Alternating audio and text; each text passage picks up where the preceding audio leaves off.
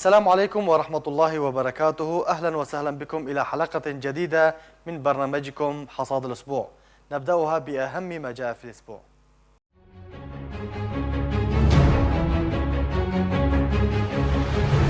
لقاء بين المجلس الوطني الكردي وممثل الاتحاد الأوروبي في هولير عاصمة إقليم كردستان.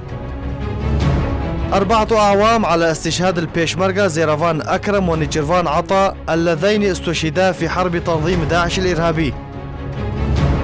تعيين نواف رشيد رئيسا لممثلية المجلس الوطني الكردي في هولير. 73 عاما على إعلان قيام جمهورية كردستان في مدينة مهاباط. مرور عام على حرب عفرين ونداءات لوقف الانتهاكات فيها. اختطاف فتاة من مخيم نازحي عفرين في مناطق ريف حلب. وأخيرا مصرع 7 أطفال أشقاء في دمشق العاصمة السورية.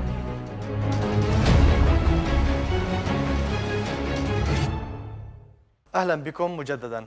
عقد وفد من الهيئة الرئاسية للمجلس الوطني الكردي في سوريا اجتماعا مع ممثل الاتحاد الأوروبي لمناقشة آخر المستجدات السياسية على الساحة السورية عامة والكردية خاصة، وذلك في هولير عاصمة إقليم كردستان. وأكد وفد الهيئة لممثل الاتحاد الأوروبي على أن المنطقة الآمنة يجب أن تكون في ظل سيادة الأمم المتحدة، كما جرى الحديث عن المتغيرات والمعادلات في الساحة الكردية في كردستان سوريا. ضم الوفد كلا من أعضاء الهيئة القيادية محمد إسماعيل، فصل يوسف، فيصل يوسف، نعمة داوود وعبد الصمد خلف برو. عقدت قيادة الحزب الديمقراطي الكردستاني السوري في المكتب التنظيمي بهولير عاصمة إقليم كردستان اجتماعا برئاسة الدكتور عبد الحكيم بشار عضو المكتب السياسي للحزب، وتم مناقشة الأوضاع السياسية الراهنة في المنطقة عموما وفي كردستان سوريا خصوصا، وما تشهدها وتتعرض لها مناطق شرق الفرات من تهديدات ومتغيرات في المعادلة السياسية. في 20 من شهر كانون الثاني استذكر الكرد الذكرى الأولى لحرب عفرين التي خلفت دمارا في المنطقة وتسببت بنزوح أكثر من 300 ألف كردي من المنطقة باتجاه مناطق ريف حلب والمناطق الأخرى. وتأمل الكرد خيرا في عودة النازحين الكرد إلى ديارهم وخروج المستوطنين العرب من عفرين ووقف حملات التغيير الديمغرافي في المنطقة. استذكر الكرد ذكرى استشهاد الشهيدين زيرفان أكرم ونيتشيرفان عطا في ذكرى استشهادهما الرابعة في حربهم ضد تنظيم داعش الإرهابي. وكان الشهيد البيشمركة زيرفان أكرم قد استشهد في مدينة كوباني بكردستان سوريا في حرب تنظيم داعش الإرهابي. في الوقت ذاته استشهد نيتشيرفان عطا أحد بيشمركة روجآفا في قرية وانكي بإقليم كردستان في إحدى معارك مواجهة التنظيم ذاته. أقدم مسلحو البايدة في مخيمات نازحي عفرين في مناطق ريف حلب باختطاف الفتاة روجين عبد القادر التي تبلغ من العمر 16 عاما من المخيم واقتادوها إلى جهة مجهولة. وأكدت منظمة حقوق الإنسان في عفرين ذلك ببيان وصلت آرك نسخة منه جاء فيه: في حوالي الساعة 1 تم اختطاف الفتاة روجين عبد القادر من أهالي ناحية بلبلة من قبل العناصر المنتمية لسلطة أمر الواقع وما تسمى حكومة الإدارة الذاتية المؤلفة من عدة أحزاب في منطقة عفرين، وذلك من مخيم فافين ضمن مناطق الشهباء. وأثناء إسعاف والدتها التي تدهورت صحتها فجأة واستدعي نقلها لمشافي حلب لإجراء صورة طبية، وأثناء عودة أخيها من مشفى فافين المؤقت لأخذ هويته الشخصية بطلب من المرافقين من عناصر اليابجة لم يجد أخته في المخيم، وأخبره أولاده بأن العم روجين قد خطفها الكادرو.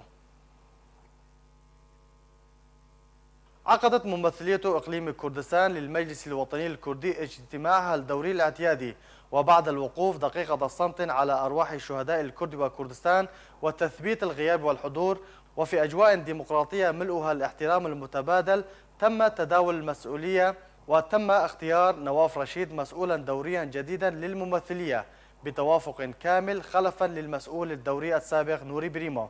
في البداية وبكلمة مختصرة عبر المسؤول السابق نوري بريمو عن شكره وامتنانه لجميع أعضاء الممثلية على التعاون الأخوي، كما اعتذر للجميع في حال حصول أي تقصير أو إساءة شخصية أو عامة. من جانبه اقتصر المسؤول الجديد نواف رشيد كلمته بالشكر لأعضاء الممثلية لهذه الثقة التي أحاطوها بها والتوافق على شخصه دون منافس، وأكد على تفعيل دور الممثلية وتكملة ما قام به المسؤول السابق لما فيه تطوير الممثلية. كما تم الوقوف على الوضع السياسي الدولي والإقليمي بشكل عام والكردي بشكل خاص. قال عضو اللجنة المركزية للحزب الديمقراطي الكردستاني السوري وعضو ممثلية المجلس الوطني الكردي في سوريا بإقليم كردستان نوري بريمو أن بيشمركة روجافا قوة مدربة ومجهزة وعلى أتم الاستعداد لحماية المنطقة الآمنة في سوريا. وصرح عضو ممثلية الأنكسي بأن مشروع بناء منطقة آمنة لم يدخل حي التنفيذ بعد، ولكن إذا ما تم تنفيذه ستكون قوات بيشمركة روج على أتم الاستعداد لحمايتها كقوة تقاتل ضد الإرهاب وتعمل لحماية المنطقة والحفاظ على استقرارها وحفظ أمنها وسلامتها. وأضاف عضو ممثلية المجلس في إقليم كردستان: هناك العشرات من المجموعات المسلحة في سوريا لكنهم لم يجلبوا غير الدمار للمنطقة، وبيشمركة روج سيؤمنون الاستقرار لأبناء كردستان سوريا. في 22 من كانون الثاني صادف الذكرى السنوية 73 لإعلان جمهورية كردستان في مدينة مهاباد بكردستان روجهلات، وأعلن الرئيس قاضي محمد رئيس جمهورية كردستان مع وزير دفاع الجمهورية الكردية الخالد ملا مصطفى البارزاني عن جمهورية كردستان في ساحة شارشورا في مدينة مهاباد عاصمة الجمهورية بكردستان روجهلات. وتعتبر تلك الجمهورية أول جمهورية كردية تعلن في تاريخ الكرد، لكن الجمهورية لم تدم سوى 11 شهرا وانتهت بإعدام رئيس الجمهورية قاضي محمد في ساحة شارشورا من قبل الحكومة الإيرانية آنذاك بتاريخ 30 من شهر آذار 1947. وبحسب مصادر تاريخية قد ظهر هذا الكيان كنتيجة للأزمة الإيرانية الناشئة بين الاتحاد السوفيتي والولايات المتحدة الأمريكية، واستغل الكرد في إيران هذه الفرصة، وقام قاضي محمد مع مصطفى البارزاني بإعلان جمهورية كردستان. ولكن الضغط الذي مارسه الشاه على الولايات المتحدة التي ضغطت بدورها على الاتحاد السوفيتي كان كفيلا بانسحاب القوات السوفيتي من الأراضي الإيرانية. وقامت الحكومة الإيرانية بإسقاط جمهورية كردستان بعد 11 شهرا من إعلانها، وتم إعدام قاضي محمد في ساحة شوارشرا في مدينة مهاباد، وانسحب ملا مصطفى البارزاني مع قواته البيشمركة من كردستان روجهلات، وبذلك أسدل الستار عن أول جمهورية كردية فتية. وفي كل يوم من العام في 22 من شهر كانون الثاني يستذكر الكرد اليوم التاريخي العظيم الذي أنجب جمهورية عظيمة تذكرها الأجيال بكل فخر واعتزاز.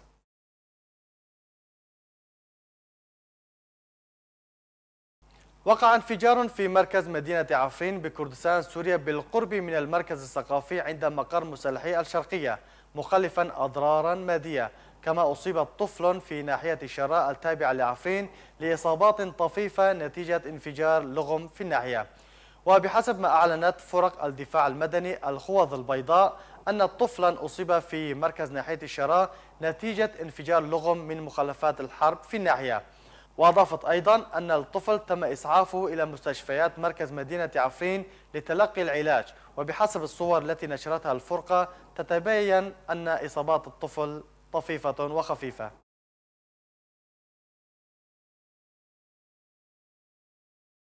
لقي 7 أشقاء أطفال مصرعهم في حريق ضخم اندلع في أحد المنازل بمنطقة العمارة بدمشق بسبب نسيان الوالدين المدفع على وضعية العمل بعد أن قطعت الكهرباء للتقنين.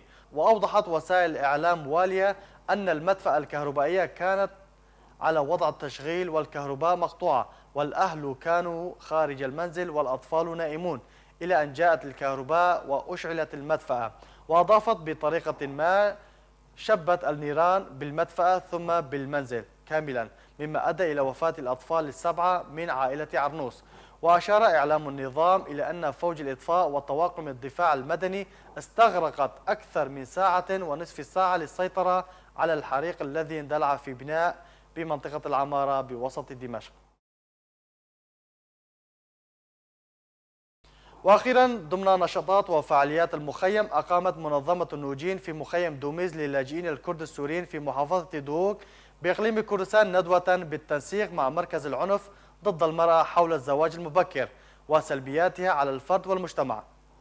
كما أقام مركز فند للأنشطة الثقافية بالتنسيق مع مركز جقرخون ندوة حوارية بعنوان تأثير الإشاعة على الفرد والمجتمع. وكذلك أقام مركز سردام للشباب مسابقة للعزف على الآلات الموسيقية وتم اختيار 3 فائزين. إلى هنا نأتي إلى ختام حصادنا لهذا الأسبوع، حتى الأسبوع المقبل دمتم بخير.